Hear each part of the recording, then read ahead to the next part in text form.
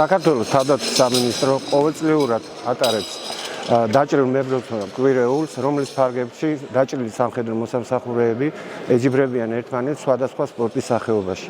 დღეს ჩატარდა პარაფრენბურთში და ჩემმა გუნდმა გაიმარჯვა ნახევარფინალში, მაგრამ დამარცხდა სამწუხაროდ ფინალში, მაგრამ ეს იმდენად მნიშვნელოვანი არ არის, რამდენადაც დაჭრილების ჩართულობა ესეთ სპორტულ ღონისძიებებში. მადლობას ვუხდით თავდაცვის სამინისტროს ამ ღონისძიების ორგანიზებისათვის და იმ ყურადღებისთვის, რომელსაც ყოველთვის იჩენს დაჭრილების მიმართ.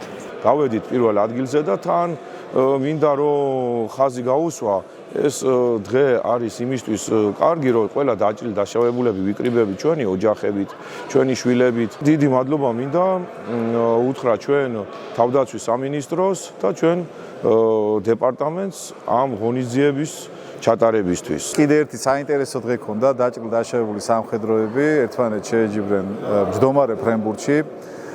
ძალიან საინტერესო იყო, ძალიან დაძაბული ორთაბრძოლა იყო და რა ვიცი, კიდე ერთხელ ძალიან დიდი სიხარული არის ყველა ჩვენგანისთვის, მთელი თავდაცვის სისტემისთვის და განსაკუთრებით ამ ბიჭებისთვის და ძალიან დიდი იმედი მაქვს, რომ ეს ტრადიცია მომავალშიც გაგრძელდება.